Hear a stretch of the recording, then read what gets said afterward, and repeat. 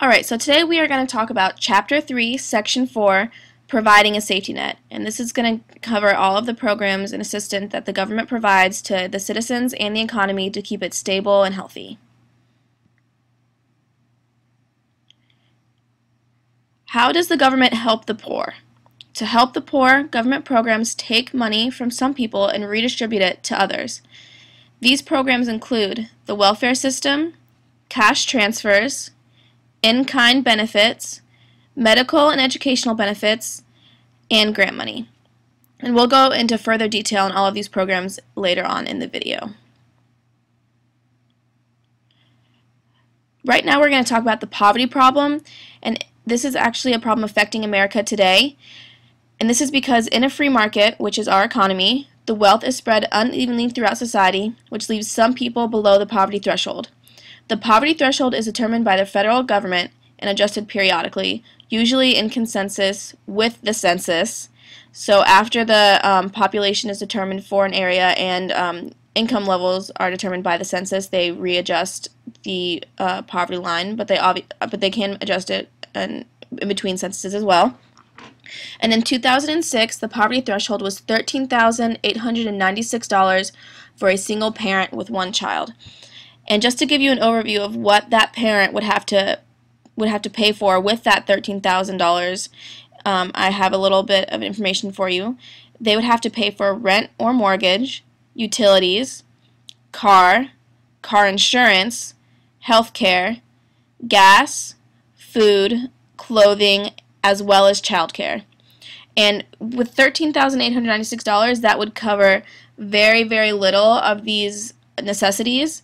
In actuality, the amount required for a one parent and one child living in the Gainesville area, as determined by the Economic Council, is around $43,000, and that's to live comfortably within their means, not living a lavish lifestyle. So just to show, that is about 1/3 of that is about 3 times what the poverty level is in this area.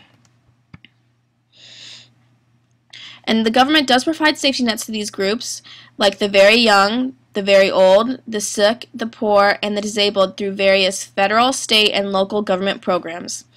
One government program, the welfare program, collects funds from taxpayers and redistributes this money to those in need. This system was enacted under President Roosevelt during the Great Depression and continues today. Critics of the welfare program claim that it discourages productivity and further aggravates poverty. In 1996, new welfare reforms limited the amount of time people could receive welfare payments and gave states more freedom to experiment with anti-poverty programs. And this is relatively important because the states actually control many of the welfare programs themselves and just receive federal money but then enact their own programs. So for them to be able to experiment more with anti-poverty programs, it gives them more freedom to control and regulate their own individual welfare programs. Government redistribution programs include cash transfer programs, which can be temporary assistance for needy families, and this sends welfare payments directly to the states, which design and run their own welfare programs. Social Security, which collects money from current workers and redistributes the funds to retired and disabled persons. Unemployment insurance, which provides money to workers who have lost their jobs as long as recipients offer proof that they have made efforts to get work. And workers' compensation, which provides states funds to workers injured on the job. In-kind benefits include food stamps, in which qualified people can receive assistance with their monthly food purchases, subsidized housing, in which qualified people are allowed to rent housing for less than the regular rent, legal aid, in which qualified people receive legal advice at no charge.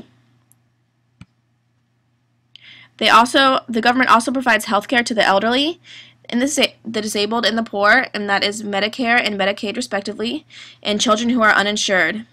The government also funds educational programs from preschool to college.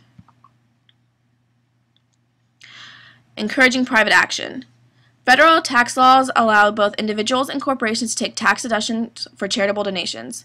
The government may also provide grants and other assistance to organizations that provide social services. So this is actually an incentive for both individuals and corporations to donate to the needy people of America.